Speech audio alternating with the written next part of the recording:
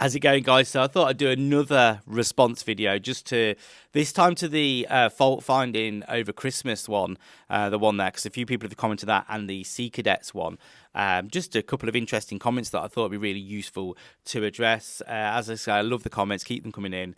And if you want to see like the full videos with all the vlogs and everything, there's a much bigger, longer videos where you get all this background in the vlogs, which is on YouTube. So go subscribe to YouTube and check those out. They're much bigger, longer videos and stuff like that. So if you're not already on YouTube, you might be watching these on Shorts. Who knows?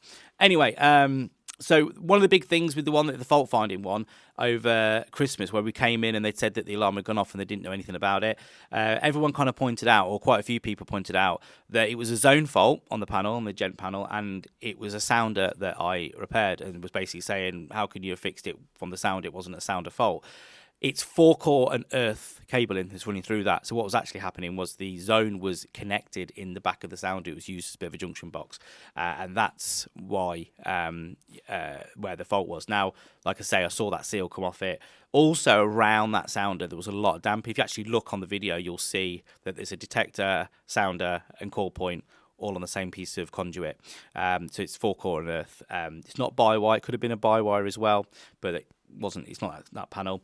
But yeah, so basically, I think with that, a lot of people kept on saying what's caused it, a lot of guesses. Me personally, I don't think the client was telling me porcupines. I think genuinely she believes that no one was in. She's like one of the office managers. I've got a feeling it could be the owner. That building's is for sale and the landlord might have popped in. I think someone's been in during the Christmas period. I think the damp has caused it, or maybe it was the alarm was going off, which was caused by that damp, because there was a lot of water. We had a lot of rainfall over Christmas, a lot of floods in and around the Midlands. So I suspect that damp is a bit of evidence there, if I was putting my Sherlock Holmes hat on. And so maybe a bit of water ingress, maybe that's caused the alarm to go off, maybe that's caused an activation, maybe someone's tried to silence it and maybe it's beeping, something's happened, and then maybe they've took that sounder off, or they've tried to turn that sounder off to turn it off, or something like that. I think that's what's happened. So I don't think the initial problem was actually caused by that disconnection, but I think somebody trying to fix it has pulled that sounder off, and as a result has caused where it's been poorly connected in the back. So yeah, that's where I think, and obviously they've been messing with the panel and stuff like that. Now, they're good customers, given the benefit of the doubt. There's a lot that needs doing to that panel and to that system to bring it up to date. But their future at that building is really unsure. They've only been there temporary. They've only been there a few months.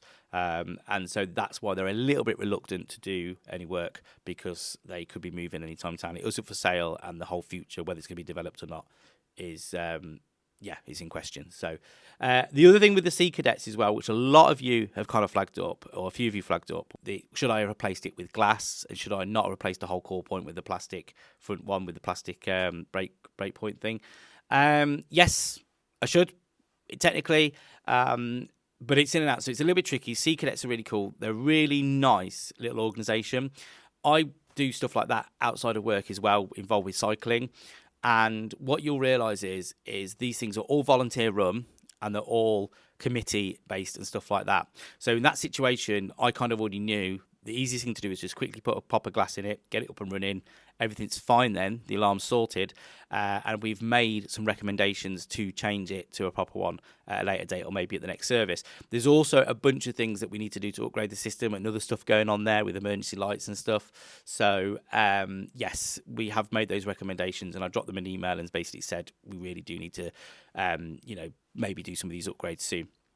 But the thing with these organisations is they are, like I say, all run by volunteers and all run by committees. So it has to go through to committee, it has to go to the treasurer, it has to wait for meetings, and sometimes that can take a while. So they are good, but it's just the nature of those sort of things. If you've got customers like Scout Huts and football clubs and sports clubs and kids clubs and stuff like that, they all tend to work in this sort of similar sort of vein, and so it can be a bit tricky. Whereas if it was a business, you'd say, right, I'm going to swap it for an MCP, just stick an Apollo on it or something like that, and just do it there and then. But in this instance, yeah, that's why we didn't do the glass. So, yeah, good question, but that's why. Simple as. It is what it is. So if you disagree, let me know in the comments. But yeah, anyway, like I say, all these big videos are all online and everything, so go hit that subscribe button, all that jazz, and thanks for keep on commenting, and I'll speak to you soon. Take care, bye.